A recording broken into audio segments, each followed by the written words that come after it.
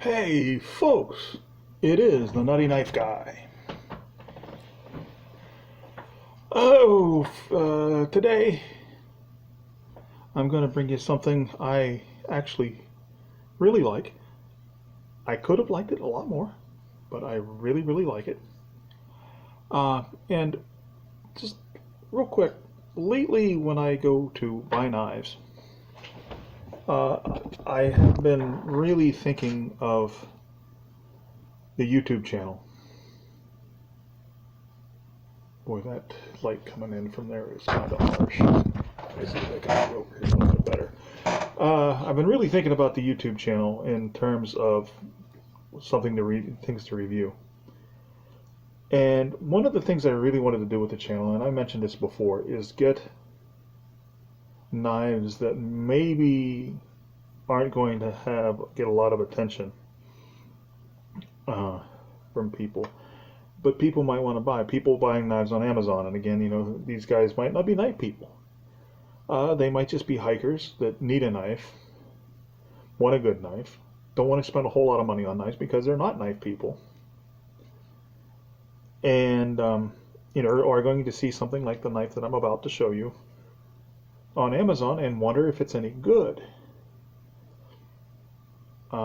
Because, you know, like for me, and I've said this before too, when the knife gets up into the $50 range, for me, that's a lot of money. And it might be for other people too. And if you're a really dedicated hiker and you'd rather spend money on a good pair of hiking boots than a trail knife. So that's not, you know, so the channel is not, you know, how I'm going to do it on the channel or what I'm going to do on the channel is not the only reason that I'll buy a knife these days, but it has become a factor. And it was a factor when I purchased this guy. This is a Sharp Forest D2 stainless steel. Anyway, D2 steel, according to the Amazon listing. BK3046, handmade, 16 inches, full-time, Bowie knife with a beautiful, and they call it beautiful, rosewood handle. And all of that is essentially correct. This knife was a little over $50, and I am overall very pleased with it. But I'm going to go through the negatives first. The first negative is that it came butter knife dull. So I have sharpened it for the testing because you can't test an edge or edge retention if there is no edge to test, and this had no edge. This was essentially a 16-inch butter knife. Even the point was dull. You can see where I kind of put a point on it the way I like my points, which are kind of in line with the center of the, and not much point, but just a extension of the edge. I think they tend to be stronger. So I did just do a little teeny tiny bit of profiling here. It's a sub-hilt, that's a plus. Now, it does seem to be D2. The D2 heat treat seems to be good at first glance. It has not been to the war post yet. We're going to get to that.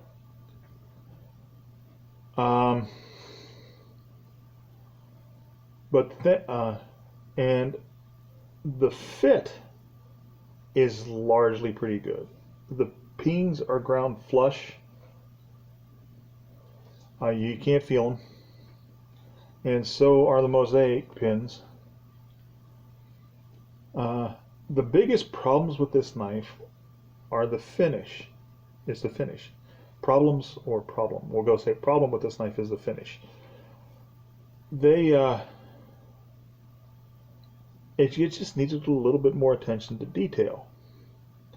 I rated this on Amazon and I gave it 4 stars, and I lost a star because just of the finishing details. You can see a couple of places, like right here where they got sloppy with the glue. Where is that? And dagnabbit, I can't see it for the lighting. And if I can't see it, how are you supposed to see it? Ah. I don't know if you can't see it or not. But here, maybe this way. But right here, so, you know, they have some glue splashed over there. Some glue around the pins. You can see where there's some residual something or other in the lanyard hole.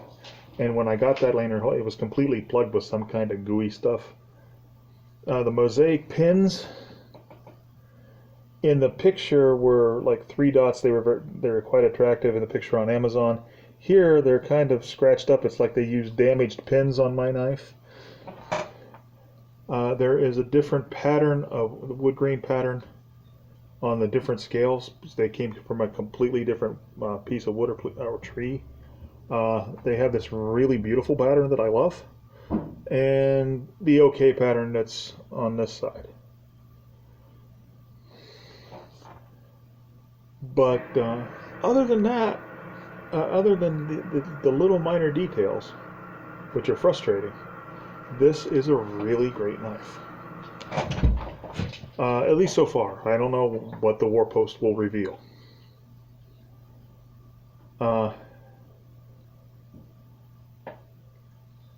I'm thinking it's going to do okay, but we never know. I've thought the cold steel was going to be perfectly okay. The Luzon that I tested recently, and that became a saga. Which, by the way, is ongoing, and there'll probably be another Luzon video eventually. There are little places where the wood isn't ground quite right. That type of thing. So this could have been a 5-star knife. This could have been a great knife. It has been reduced to a very good knife. Because when it comes to those little minor finishing details, I get really frustrated and a little bit mad on that, because a little bit more time spent on that, just a little bit more attention to detail, and they could have had a great knife instead of just a very good knife. And you know, I mean, we're talking maybe an hour in the factory to resolve all of those problems, and a little bit more attention to quality control, and we would have had good stuff. Now, the positives, it's a sub hilt. I love sub hilts. We all know I love sub hilts, right? And this sub hilt is done well. It's relatively short. Well, it is actually, it's quite short. It's contoured, so you don't have any sharp edges biting into your fingers. It's got a nice kind of bird's beak. This I would actually like a little bit more overhang on the blade. I mean a little bit more handle down here, like the handle to be longer. But that's subjective. It fills the hand nicely. I mean, it's a blade heavy knife. I know I'm a little bit close for you to see me handle it, but we'll go out to the work post for that. It feels good. I have a notion that this will be a good chopper. I'm going to try and find something to chop when I go out. So overall, very pleased with the knife on casual inspection. Now the sheath is leather. It's good leather, and riveted, not sewn on the belt loops. On the belt loop, which is a plus. Now, it's not marked country of origin, but as soon as I got into my hand and looked at the sheath, I'm thinking Pakistan. A little bit of work on the internet, a little bit of research. Yeah, these are made in Pakistan, and I suspect they come from the same place as the Timberwolves and the Timber Rattlers and the Poshlins and a lot of the other ones. Simply looking at the sheath, the sheaths are very similar to the one that came with this, for instance, Cisco. This is a sheath that came with one of my Ciscos. Except this one, and this one's a little better because this one is stitched and this one is riveted. So yeah, I mean, but the sheath is nice. It's double stitched on both sides, riveted belt loop, and the retention strap is also riveted, even though it goes over the blade side of the knife, which I really don't care for. It does hold the knife pretty snugly. You do need a retention strap. There's no friction hold, but it fits the knife quite snugly once it's in there. There's no rattle. It's it's fitted nicely. The weird thing about the sheath, though, and this is just anecdotal, and I don't know why they did this, is, let me see if I can get, let's see, that's better. You can see, hopefully, the symbol on the snap button here. That is the great seal of the state of Oklahoma in the United States. And it took me a while to figure that out. It's a little hard to read. I couldn't really see the Oklahoma part. I could see I could make out the great seal of the state of, but I couldn't really make out Oklahoma because it's so tiny. And again, about a half an hour, 45 minutes worth of digging it took before I found the great seal of Oklahoma. Why they have the great seal of Oklahoma on this knife, I haven't a clue. Either they were just making sheaths and they had these lying around shop. But that's just, you know, something quirky about the knife. The sheath is actually quite nice. As I said, it seems very well built. This would last in the field, I think. It's firm but easy to get off. It's not one of those things where you need a crowbar to open the snap, but it stays closed. So we're going to go out to the war post with this thing. I have not had a sharp forest knife before. I had never heard of this brand before I was surfing for knives and saw this one. So when I laid out $50 for this one, I was taking a chance.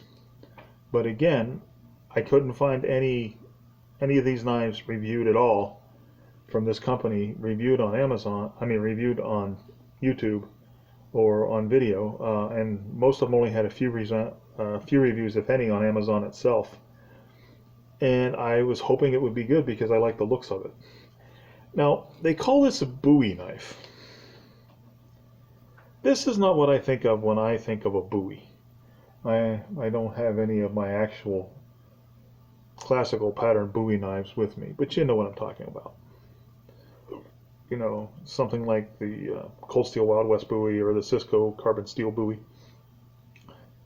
To me, and this is just an opinion, this almost looks more like a Filipino garab with a subhilt, or a short Filipino talabong sword. That's my opinion.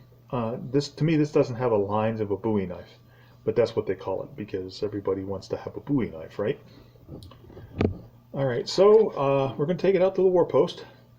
We're going to bat it around. We're going to chop stuff. We're going to do stuff with it. And as Survival on Purpose says, we're going to do knife stuff. And we'll see how this works. I'm hoping that it works well, because even with the unfortunate finish issues, this could become one of my favorite knives to play with if it holds up. So we will go to the war post. Back later. Okay, we'll start off with the Donnie B all day drop test. I don't know if it's 4 feet, so I'm not going to call it that. But we will drop the knife point first into my high-tech testing apparatus. That was a spectacular fail. Try that again. Almost took my foot off. Not a point of the balance, it's just the way this blade is. The point is shaped, I think. Yeah, it's just... This is a really long, heavy blade. I'm going to put a little force behind it here. I don't know what I have all over my hands. Now that's actually throwing it a little bit.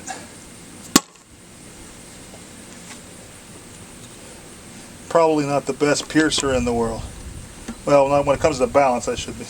It's not so much that it doesn't bite, it's just that it's really long and heavy and tends to want to fall over. Yeah. So there's that. That doesn't necessarily mean it's a bad knife, it just means that it's not a particularly well balanced knife. Let me get you oriented here so you can see the war post. Now, before we do that, let's go back here and just see how the point holds up to some stabbing.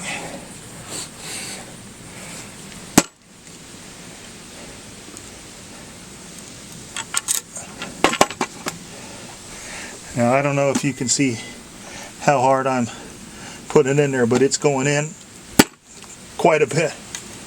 And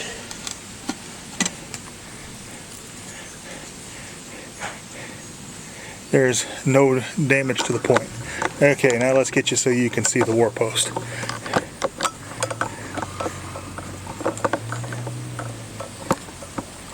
Alright, I don't have a detergent bottle this time. I didn't have any empty. So we're going to have to go with a milk bottle.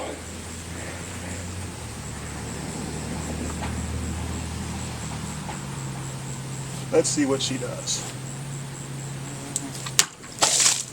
Okay, that pretty much speaks for itself.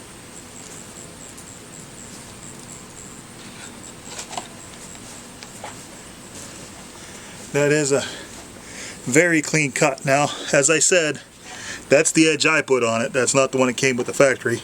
The factory edge was non-existent. Well, let's see how she fares against the post.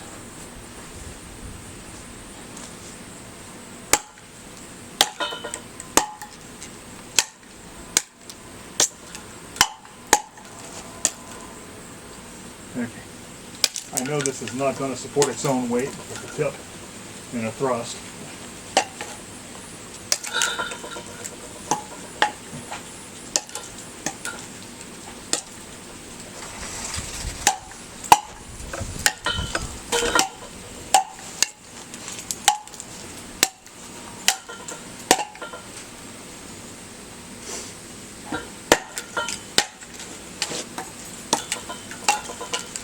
I know I miss a lot with these thrusts, but this is a narrow target and it's moving.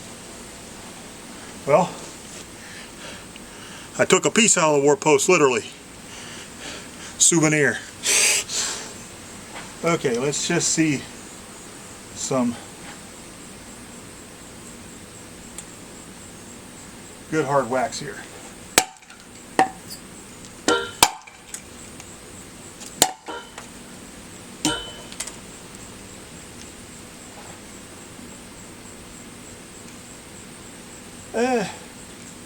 It feels like, well, let me wipe it off here first. Might just be wood residue. I'm not getting any edge roll that I can see, but I can feel that I've lost some of the sharpness. But then again, I'm smacking hardwood with it.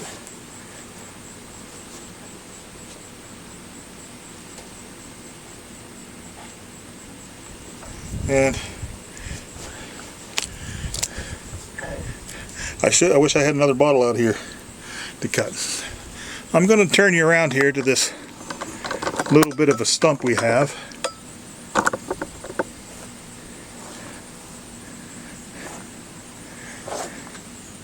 Trying to make sure you can see it here. And I'm going to do a little chopping with it as best I can. It's not ideal test, but it's what I have to work with.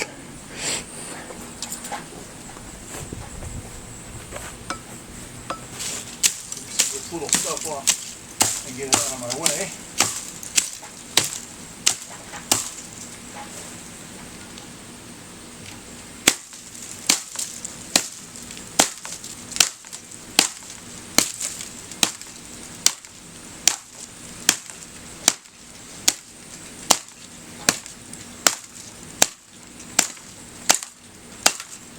lot of spring in this wood.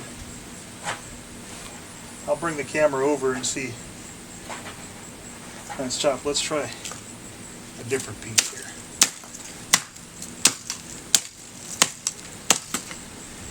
Well, that more came off than was cut off. We'll use that in a minute.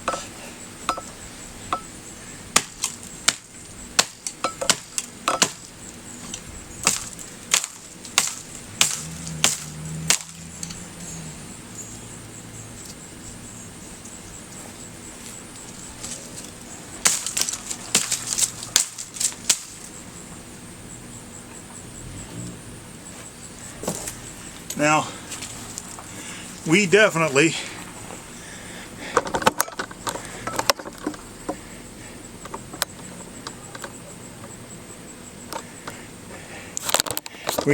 lost some of its edge in the chopping along the sweet spot because it's still sharper down here. Let's see how she does with a vampire deterrent. I'm questioning whether this is D2 steel or it's D2 steel with a bad heat treat. I'm not getting any edge roll, but I definitely lost sharpness. And that doesn't happen with... Okay, I don't know if I recorded for the last few minutes, so we're going to do this again. I've been working on the vampire deterrent after I smacked the camera with my knife. And it's working, and I hope it stays that way. But I definitely lost, so you can see still, I lost some sharpness on the war post. I didn't get any edge roll, but it did not hold its edge very well. Down here below, you can get some curls with a feather, trying to feather stick if you get the angle right.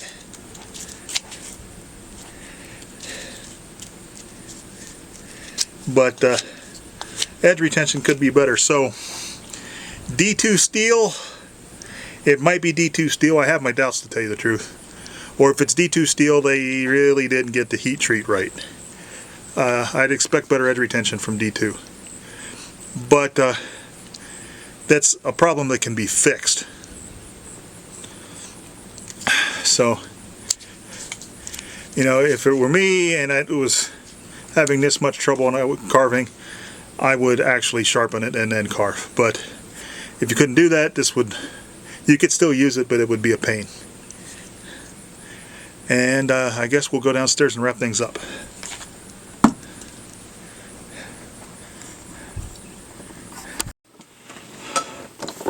Okay, folks, the bottom line is with this knife that I can recommend it with reservations. I think it should be about $10 cheaper. I think almost $55 is too much. And I say that after testing it, because if it's really D2 steel, then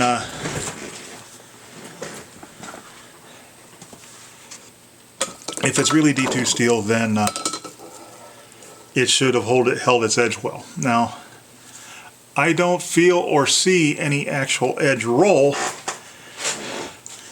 but it did lose a lot of sharpness after encountering the war post. Now I've got a strop here off camera. I keep a strop attached to my desk. I'm gonna just give it a couple of quick strops and then feel the edge again.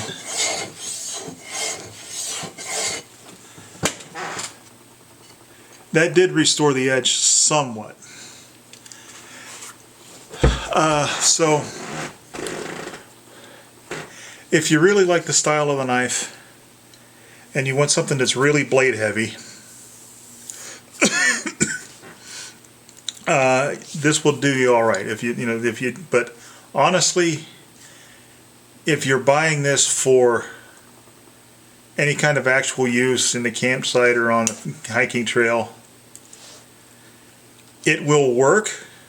So, but there are a lot of things that would work better. There are a lot of knives out there. the Schrade Bowie knife that I tested a couple of weeks ago, that I had on the channel a couple of weeks ago, it would be a better choice. Let me think of some other things that I've tested.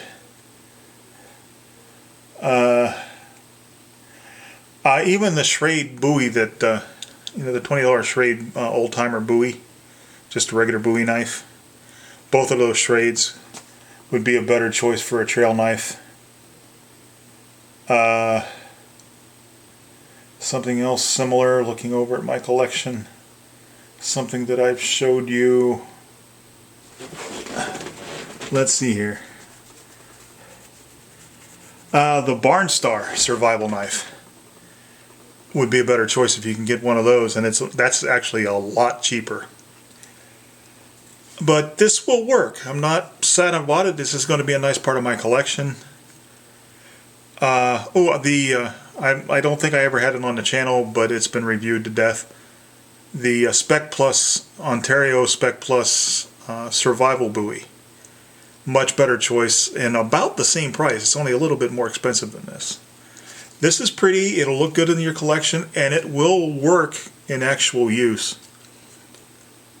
But there are things that are better. If you're buying this to use on the trail, largely if you buy this to use on the trail, you're probably buying it more for looks. If you've watched this video, you would buy this more because you like the look of it than its actual effectiveness. Was it effective? Yes. Now, having said all of that, we're talking about a trail knife and a camp knife. This has a sub-hilt on it. So, like Bowies in general, they call it a Bowie, I still don't think it's a Bowie, but like a Bowie in general, it's a fighting knife first, utility knife second. As a fighting knife, this thing rocks. You're not going to be bashing it up against wood. You're going to be going through flesh, and when it's sharp, it is awesome when it comes to cutting. You saw that. I didn't even feel the blade go through that bottle. Now, I did put a really nice edge on it. I was actually very proud of the edge I put on that. And I'm going to put it back on there. But just because of edge retention and utility, it's not much. But if you're going to be using it for personal protection, it's fantastic. So, you know. Now, myself, if I knew I was going into an excursion, where I would have to be processing work, I'd have a hand axe and a knife. But then I carry several knives on a day-to-day basis anyway. Excuse me. But I could see going on a trail in some place where there are genuinely dangerous animals, black bear, cougar, things like that, where you either don't want to or you're not allowed to carry a firearm. You carry something like this to even the odds against such critters. And you could carry another knife to, utility knives. You'd carry this in like a Mora companion, and I think you'd be all set. And if you had a hand axe. Now, even with the edge retention, though, if you're just processing firewood, you don't need a shaving sharp blade to do that. And this would probably stand up to batoning quite well. So, there's that. But this thing's main use is as a fighter, and that's my main gist of my collection is weapons more than tools. But then, in my mind, I'm a little bit like the Klingons. In some versions of Star Trek lore, Klingons don't have a separate word for tool and weapon. Tools, it's the same word for tool and weapon, and that's the kind of the way I think. But as a personal protection knife, if you're in one of these places where you're not allowed to own a firearm, you keep this by your bedside. And as long as the other guy doesn't have a firearm, you should be okay. And that's the whole thing of it. That's the gist. Before I go, I am, as I said before, approaching 300 subscribers on the Nutty Knife Guy. I am closer now than I was the last time I told you. I'm going to tell you. I'm going to check now and tell you exactly where I am on that. But giveaway coming up, folks. Probably it'll be next month, even if I get to 300 before that, because I have to have the money to buy the material. I have to buy the knife. But that's an opportunity for you. I am currently at 287 subscribers. So 13 away from 300. And I'm going to be giving away a signed copy of my book, The Fate of Nations, Fireteam Alpha Book 1. And of course, I'll be giving away a knife. Now, here's your opportunity. I'm taking suggestions for the knife to give away. I want to know what you guys would like to see me give away in the $40 to $50 range.